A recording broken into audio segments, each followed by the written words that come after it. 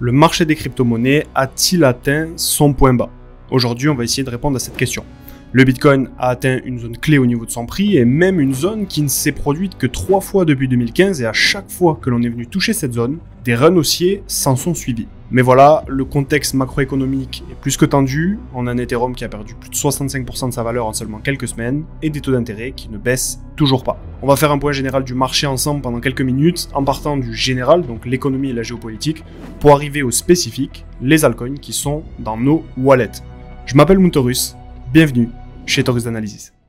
Le premier sujet qu'on va aborder dans cette vidéo, c'est celui-ci. Donc c'est un trader qui exprime ses doutes alors que Bitcoin approche des 87 000 $. En fait, il explique que malgré la force du mouvement, le week-end a surtout posé les bases pour une attaque des niveaux autour des 90 000 $. Il trouve amusant de voir à quel point le sentiment du marché peut basculer rapidement de la peur extrême vers l'optimisme à la moindre hausse.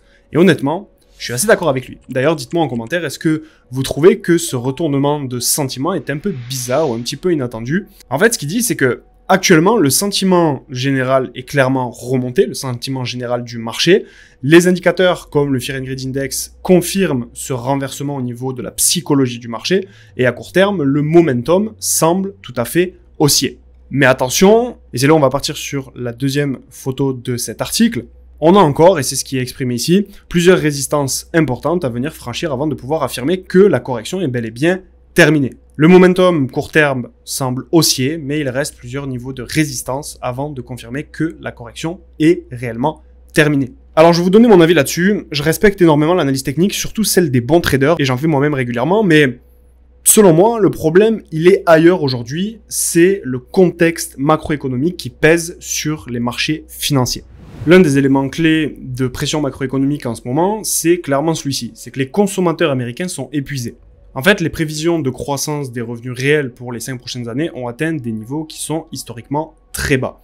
Plus précisément, ça veut dire que les Américains appartenant au tiers inférieur en termes de revenus estiment à 18% leur chance de voir leurs revenus dépassés par l'inflation sur cette période. Ce chiffre, il a chuté de moitié par rapport à ce qu'il était il y a seulement 5 ans. Donc, autrement dit, une majorité des ménages estiment que le coût de la vie va continuer à augmenter plus vite que les revenus. Et ça, c'est super important quand on parle d'économie. Et ce qu'il faut capter, c'est que le président américain, donc Donald Trump, avait promis des prix plus bas. L'administration actuelle, avec Donald Trump, avait promis de faire baisser les prix. Mais dans les faits, alors oui, il y a certains produits aux États-Unis, on parle notamment des œufs, de l'essence, etc., qui sont un petit peu moins chers, mais l'inflation de fond n'a pas été maîtrisée. Le problème est loin d'être réglé et ça pourrait durer encore un long moment. Il y a un deuxième élément macroéconomique que je voulais voir avec vous, c'est l'alerte obligataire. On a une volatilité qui explose. La volatilité sur les obligations d'État américaines a atteint un niveau historiquement élevé. Donc c'est le niveau que vous avez ici en rouge. Le taux des bons du trésor à 10 ans a bondi de plus de 50 points de base en seulement une semaine. Il s'agit de la plus forte hausse hebdomadaire que l'on a pu observer depuis 2001.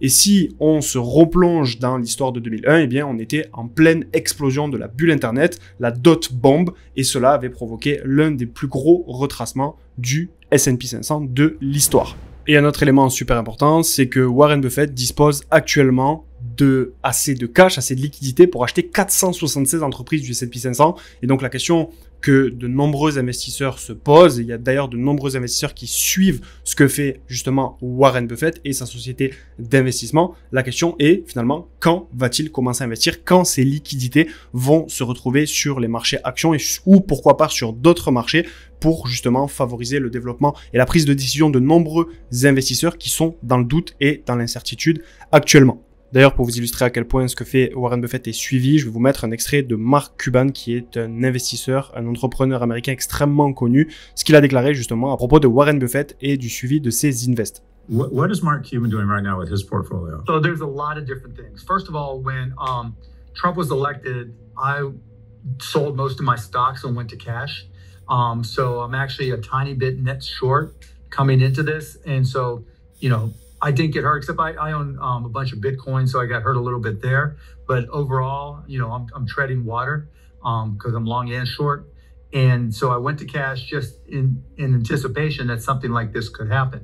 And so in terms of what I've done so far, I bought a little bit of Berkshire Hathaway and sold calls on it because there's so much volatility. So not to get too in the weeds, but Warren Buffett went to cash, and if I had a choice between having me invest my cash or Warren Buffett invest my cash, I'll have Warren Buffett invest my cash.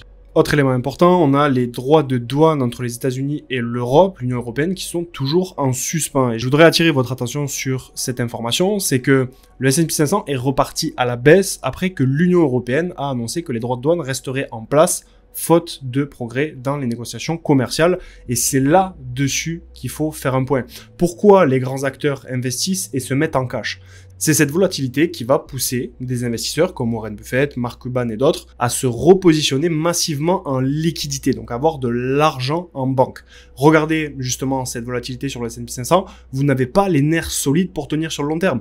Passer en cash, c'est une stratégie défensive qui peut être intelligente dans la gestion des portefeuilles quand vous êtes à un certain niveau. Et donc ça vous permet de sortir du marché sans perte majeure et d'être prêt à réinvestir quand l'environnement deviendra plus clair, ou alors qu'on aura atteint des zones de rachat qui sont extrêmement intéressantes. Et donc le vrai sujet, c'est le marché a-t-il touché son point bas ? Quand je parle du marché, je parle ici du marché des actions. Personnellement, je pense que la volatilité va encore durer. Pourquoi ? Parce qu'on ne sait pas ce que la Maison Blanche va faire. Et cette incertitude pèse fortement sur les marchés. Donc en gros, pour résumer, les discussions sur les tarifs douaniers avec l'Union européenne n'avancent pas, et ça explique pourquoi de plus en plus d'investisseurs se positionnent en cash comme Warren Buffett ou Mark Cuban. Et c'est une stratégie valable si vous n'êtes pas prêt à supporter une volatilité élevée. Autre élément, donc on a Trump qui a cédé, la Chine qui teste ses limites. Ça, c'est David Frum dans The Atlantic qui a écrit, d'ailleurs je vais vous le traduire. La semaine dernière, la Chine a compris précisément où se trouvent les points faibles de Donald Trump. Elle sait jusqu'à où elle peut pousser avant qu'il ne cède et aussi à quel point les alliés des États-Unis sont peu enclins à intervenir. Donc on pourrait se dire qu'il y a toute une stratégie complexe derrière Donald Trump, mais personnellement, je prétends pas évidemment deviner ses intentions. Seulement, il y a une stratégie qui est difficile à lire. Ok ?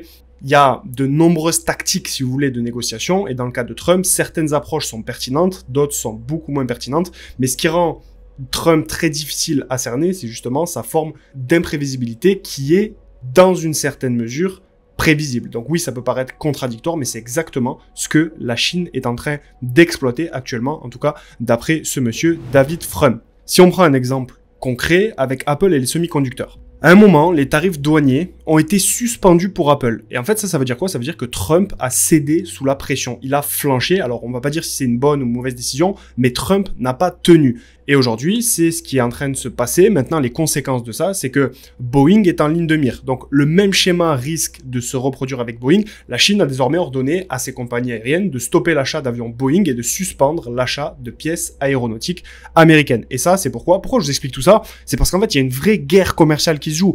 Faut capter que cette incertitude qui est actuellement sur les marchés, elle se joue dans tous les secteurs. C'est vraiment une guerre. Donc, évidemment, quand on n'est pas baigné là-dedans au quotidien, on se rend pas compte en tant qu'investisseur à quel point ce qui se passe en ce moment, ça peut avoir un impact lourd et fort sur les différents marchés financiers. C'est pour ça que je vous donne justement tous ces exemples. En plus de toutes ces problématiques, il faut capter ce truc-ci, c'est qu'il y a toujours un problème d'ego, un problème d'humain. Et la Chine a estimé que les États-Unis ne montrent aucun respect à son égard. Selon justement un article de Bloomberg que je vous ai mis sous les yeux et un ancien responsable, justement un haut dirigeant de la Chine, l'attitude perçue comme méprisante de Washington freine toute avancée diplomatique avec Pékin. Et donc, en l'absence de respect, la Chine refuse de revenir à la table des négociations commerciales. L'approche qui est jugée imprévisible et parfois trop agressif de Donald Trump, ça rend les discussions plus difficiles et ça retarde la possibilité d'avoir un accord équilibré entre les deux puissances. Autant vous dire qu'on n'est pas sorti de l'auberge. On a également la hausse du yen japonais qui pourrait pénaliser le bitcoin. Alors là, certains vont dire, mais Mounterus, qu'est-ce que tu racontes ? Pourquoi tu me parles du yen alors qu'on parle de bitcoin ? Et justement, vous allez comprendre, en fait, le yen est en forte hausse tandis que les rendements obligataires japonais atteignent leur plus haut niveau depuis 30 ans avec des obligations à 30 ans qui dépassent les 2,3%, donc un niveau qui n'a pas été atteint depuis 1994.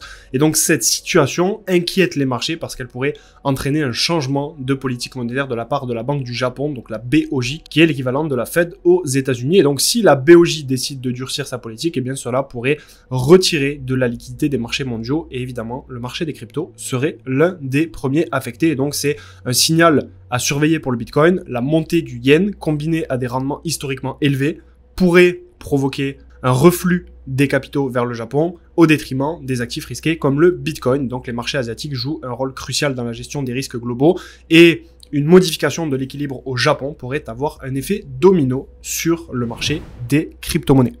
Alors oui, effectivement, ça peut faire beaucoup d'éléments fondamentaux à venir imbriquer les uns avec les autres, et finalement, on ne sait pas trop si, actuellement, on est plutôt dans un marché qui va être bullish sur du moyen long terme ou sur un marché bearish. Et donc, en fait, pour ça, on va regarder un indicateur qui s'appelle le VIX, donc c'est le Bitcoin contre le VIX, qui a d'ailleurs été déclenché là très récemment, et c'est un signal extrêmement puissant d'un point de vue technique parce qu'il a déclenché toutes les hausses spectaculaires de Bitcoin. Donc c'est ce qu'on va voir dans cette vidéo, c'est ce graphique que vous avez un petit peu complexe qu'on va pouvoir partir voir ensemble et décortiquer. Vous allez voir, c'est ultra simple, mais c'est en même temps extrêmement puissant.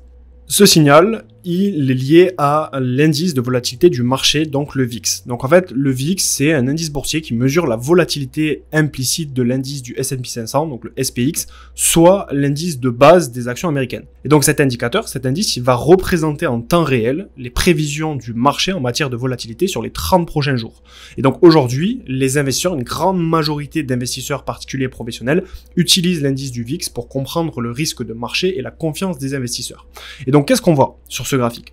On voit qu'en fait, à chaque fois que l'indice du VIX est venu taper ce point-ci, à chaque fois, la trendline là, que vous voyez, eh bien à chaque fois, on a eu des hausses ici, vous le voyez, spectaculaires de BTC. Donc là, ça a tapé une première fois en septembre 2015, on a eu une hausse spectaculaire du prix du BTC. Ça a été le cas également en mars 2020. Ça a été le cas, donc je vais zoomer un petit peu les graphiques, donc vous avez compris l'idée. Plus récemment, sur la hausse qu'on a eue à partir ici, vous voyez la mèche qui est venue vraiment toucher pile poil le 5 août 2024, eh bien on a eu une expansion également sur BTC. Et donc là, qu'est-ce qui s'est passé cette semaine? Eh bien tout simplement, on est venu retoucher encore une fois cette trendline. Et donc ça, pour de nombreux investisseurs, c'est pas que des investisseurs retail. Là, je vous parle de gros investisseurs qui suivent, même des institutionnels qui suivent cet indice. Donc c'est un indice qui est extrêmement utilisé dans le milieu de la finance. Eh bien, vous voyez que directement après avoir touché, eh bien, on a commencé à repartir. Et donc ça, c'est un signal extrêmement bullish qui nous annonce que peut-être nous sommes en train de partir sur quelque chose qui pourrait venir enfin marquer le début tout simplement du bull market. Évidemment, c'est à mettre en confluence avec tout ce qui se passe justement sur le marché des crypto-monnaies. Mais au moins, vous avez l'idée, vous avez la compréhension et vous savez à quoi cet indicateur fait référence.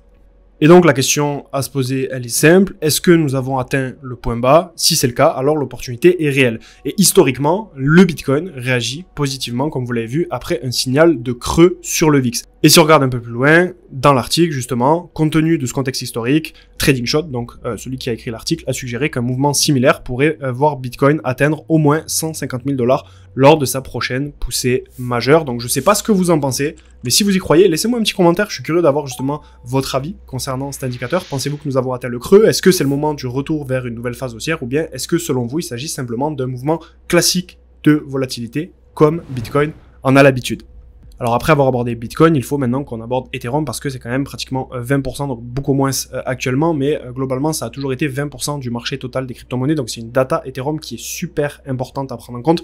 Avant de vous parler d'Ethereum, petite pause, rejoignez absolument le canal Telegram spécialement dédié à la crypto si vous souhaitez justement avoir des insights, avoir des actualités, nos points d'entrée, nos zones de rechargement, des rapports, tout un tas d'informations qui vont vous être utiles si vous êtes évidemment investisseur en crypto. C'est totalement gratuit, tout ce que vous avez à faire c'est cliquer dans le lien qui se trouve en description et vous allez atterrir sur le canal Telegram spécialement dédié à la crypto qui va vous aider dans la gestion de vos portefeuilles et d'avoir ce type d'informations extrêmement précieuses pour vous pour intervenir en tant qu'investisseur sur ce marché. Donc Ethereum se trouve aussi actuellement dans des zones qui sont proches de ces niveaux bas historiques. Beaucoup de gens pensent que la situation pourrait encore empirer, mais personnellement, je ne fais absolument pas partie de ce camp-là. Je ne crois pas qu'Ethereum soit dans une situation aussi grave. Alors oui, c'est vrai, l'Ethereum n'a pas du tout évolué comme beaucoup d'investisseurs l'espéraient au cours de justement ces 12 derniers mois. Par contre, si on regarde les choses justement dans leur ensemble, Ethereum vient tout juste de battre un record historique en matière d'activité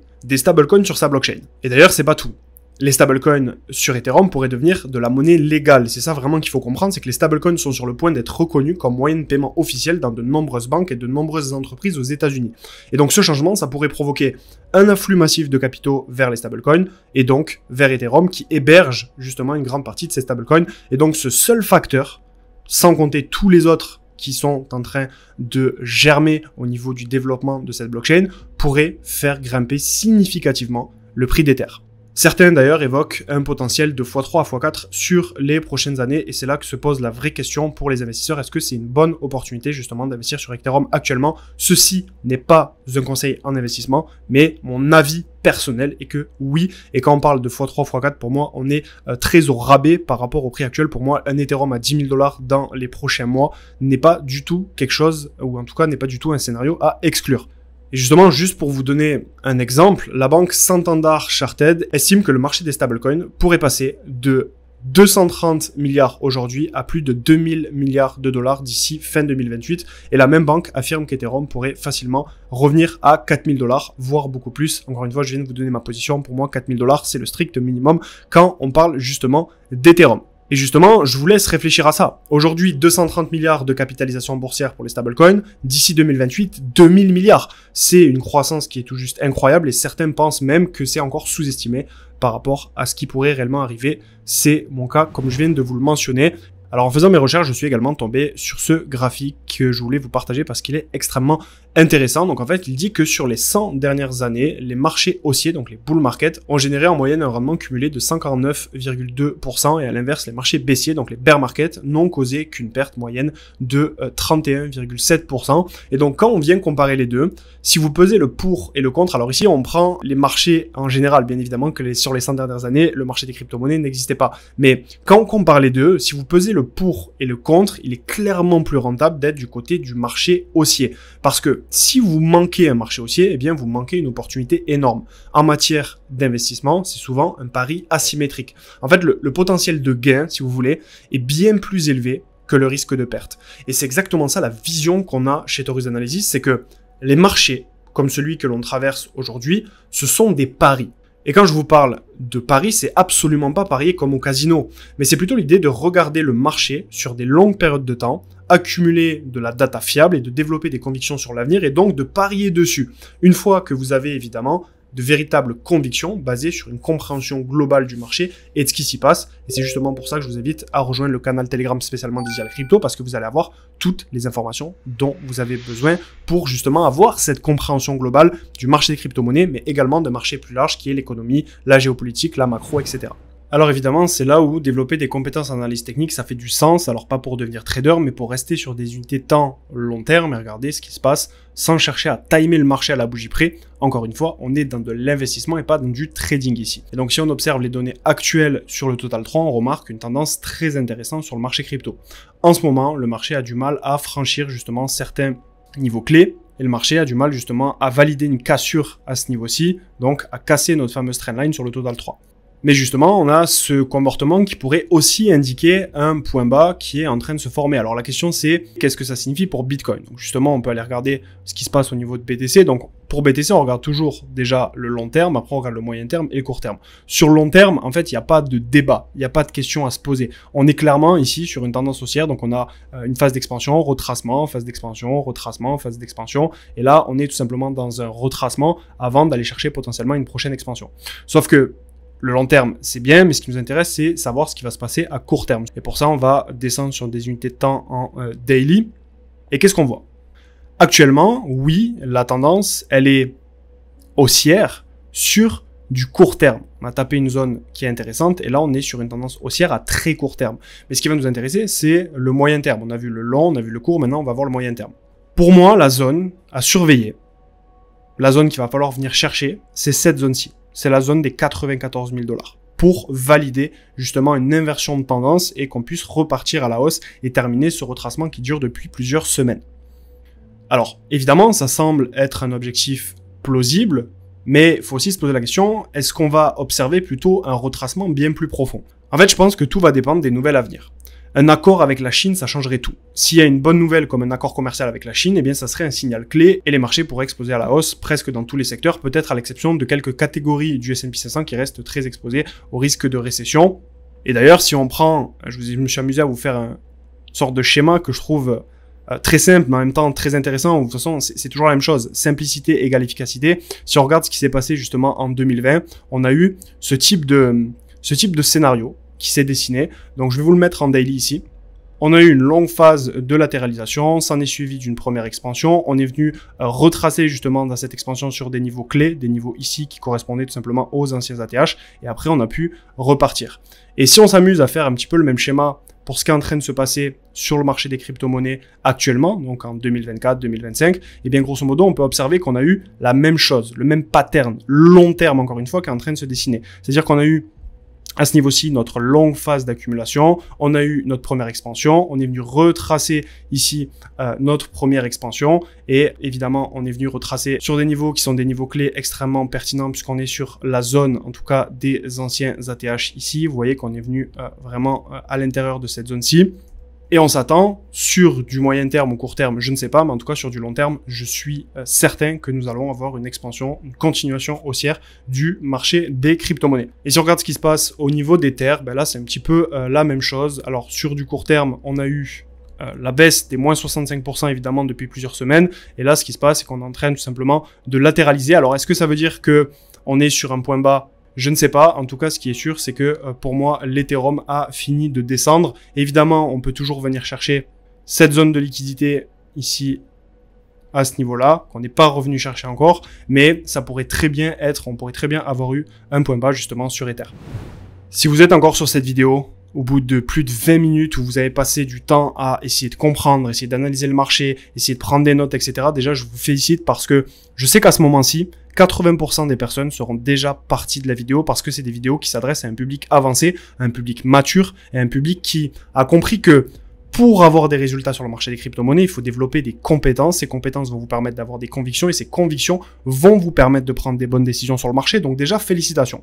Ce que je vous invite à faire, c'est cliquer sur le lien qui se trouve dans la description. Vous avez accès au chercheur de pépites. Vous allez arriver sur cet onglet et vous cliquez justement sur la partie de droite de la page, donc sur les chercheurs de pépites. Vous allez arriver sur cette page qui va vous détailler un petit peu le contenu de ce que l'on propose dans les chercheurs de pépites. Les chercheurs de pépites, c'est quoi? C'est notre groupe privé sur la crypto où on partage nos analyses, les suivis des projets. Donc, on analyse les projets. Vous avez des analyses détaillées de plusieurs dizaines de pages sur chacun des projets qui ont été présentés, analysés et dans lesquels nous investissons personnellement. Vous avez également nos points d'entrée. Vous avez le suivi des actualités. Vous avez des lives de formation. Vous avez des playlists de formation justement qui sont intégrées justement au groupe. Vous allez pouvoir vous éduquer sur la création de patrimoine, comment intégrer la crypto dans votre création de patrimoine. Vous avez une formation qui a été offerte aux membres cette semaine et qui vous sera offerte aussi à vous également si vous rejoignez sur l'analyse on-chain. C'est une formation de 7 jours. Bref, il y a la communauté, le groupe Discord. Vous allez avoir accès à tout un tas de choses qui vont vous permettre d'être dans le meilleur écosystème et le meilleur environnement pour évoluer.